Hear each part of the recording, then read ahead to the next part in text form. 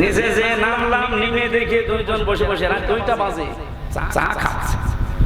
আমি চেহারা দেখে বুঝে ফেলেছি। আমি যে সালাম দিলাম আসসালামু আলাইকুম, ও তো বলবে যে ওয়ালাইকুম আসসালাম না, হুজুর আমরা আগে পালিয়েছি। একটা সালামের জবাব হইল, আমি দিলাম আপনার সালাম আর আপনি বলছেন আমরা আগে পালিয়েছি। কি বলেন আপনি? না, ওই 4 তারিখে দেখলাম যে ভালো না, চলে এসেছি। আপনি এই হোটেলে আছেন, অথচ আপনার তো শুনেছি যে 620টা বাড়ি। কত? 620টা বাড়ি। ওর না না, ওই যে বোম্বে মসজিদে ছিল যেটা, সাইফুদ্দিন জাবেদ নাকি না, ওর সাথে আরেক শয়তান আছে।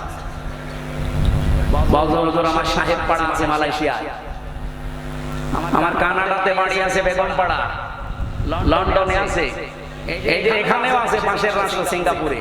কিন্তু আমি যেতে পারি না। এই দেশে 20 লাখ বাঙালি থাকে, আমি যদি বাইরে যাই আমার ভর্তা পানি থাকে। খুব গোপনে আছি, নামি না। এই যে রাত 2টো বাজে নেমেছি, আপনি আমার জন্য দোয়া করেন। দোয়া আপনার জন্য আসবে, এখন দোয়া করলে তো বদদোয়া হবে। কি করেছে? 620টা বাড়ি মানুষ বানায়, আমার একটা বাড়ি নাই। আমি মনে হয় বছরে 2-3 মাস থাকতে পারি, বাকি সব সময় রাস্তায় থাকি। আপনি কবে থাকবেন বাড়িতে? এই জন্য দেশের আলেম ওলামারা এখনো যে ভয়ে চিন্তায় আছে। কোনো ভয় নেই, আপনার কোনো চিন্তা নেই। ইসলাম এবার আসবে আর আপনারা সবচাইতে বেশি সুযোগ সুবিধা পাবেন। সে কওমি বলেন, আলিয়া বলেন, খারেজি বলেন, যাই বলেন। কিন্তু কিছু আলেম নামধারী এদেরকে বা আমার রামরা এখনো পর্যন্ত পেছনে লেগে আছে। জামাত ইসলামী বাংলাদেশের এটা আরো জোরে কেমন কিতাব? স্পষ্ট বলেন বলেন। আল্লাহ পাক বলেন আলহামদুলিল্লাহিল্লাযী আনজালা আলা আবদিহিল কিতাবা ওয়া লাম ইয়াজআল লাহু ইওয়াজা। প্রশংসা করা লাগবে আমার। কেন? আমি আমার বান্দাকে কিতাব দিয়েছি। কিতাব কেউ দিতে পারে না, আল্লাহ নিজে পাঠিয়েছেন এটা তার বান্দার কাছে। এমন কিতাব দিলেন ওয়া লাম ইয়াজআল লাহু ইওয়াজা, যে কোরআনের ভেতরে, কিতাবের ভেতরে কোনো বক্রতা নেই, যেখানে কোনো গোপন কথা আপনি পাবেন, স্পষ্ট কথা, সব ওপেন কথা। কোনো গোপন কথা আছে? আরো জোরে বলেন।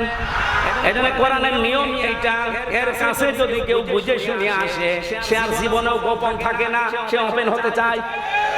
আর আমরা এমন কিতাবের আলেম, এত স্পষ্ট চলছে দুনিয়া এখন, এত সহজ হয়ে গেছে, এরপরেও বলে হুজুর আমি গোপনে আছি। কে কিতাব পড়ে আলেম হয়েছে যে এতদিন গোপন থাকা লাগবে?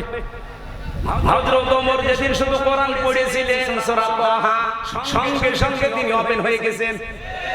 আর আমরা এমন হুজুর সারা জীবন তো গোপনে আছি, এখন একটা সুযোগ এসেছে তাও বলছে গোপনে আছি। মনে হয় কিয়ামতেও গোপনে থাকবে।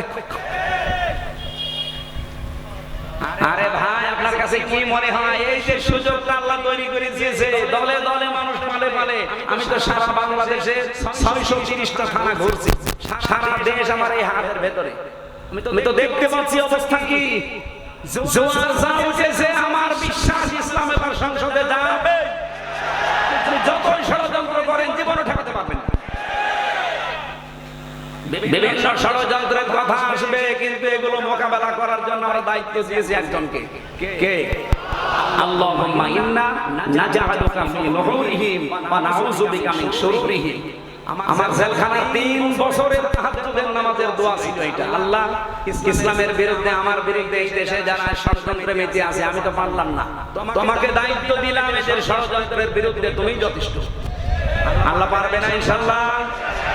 উনি যে পারবে তার প্রমাণ জাহাঙ্গীরনগর, যেখানে টয়লেটের ভেতরে নামাজ পড়া লাগছে ইশারায়, সেখানে আজ আল্লাহু আকবার ধ্বনি উঠতেছে। সুবহানাল্লাহ বলতে পারেন? সংসদে ইনশাআল্লাহ আল্লাহু আকবারের ধ্বনি এবার যাবে। এখনো যারা আলেম, যারা ইমাম, যারা খতিব, এরা যদি বলে যদি আমি ইসলামের পক্ষে কাজ করি আর ইসলাম যদি এবার না যায়, তাহলে আমার ইমামতি থাকবে তো? আরে ভাই, আপনি ইমামতি নিয়ে আসেন, ইমামতি থাকবে না মানে? শুধু ইমামতি থাকবে না, ওই কমিটির উপরে আর নির্ভর করা লাগবে না। ইসলাম গেলে আপনার বেতন দেওয়া হবে রাষ্ট্র থেকে। পশ্চিমবঙ্গে আমি বেশি থাকতাম আগে, কারণ এই সমস্ত জায়গায় তো আল্লাহর ওলিরা আসতে দিত না। তখন ওই জায়গায় থাকতাম পশ্চিমবঙ্গে। পুরা এলাকা আমি বাংলাদেশের মতো চষেছি, ওই পশ্চিমবঙ্গ পুরাটা মমতা ব্যানার্জি। ওই দেশের ইমামদের সাথে খতিবদের সাথে মিলে দেখলাম আর একটা হিন্দু দেশ, অথচ ওখানে ইমাম, মুয়াজ্জিন, খাদেম আর খতিব 4 জনের বেতন দেওয়া হয় রাষ্ট্র থেকে।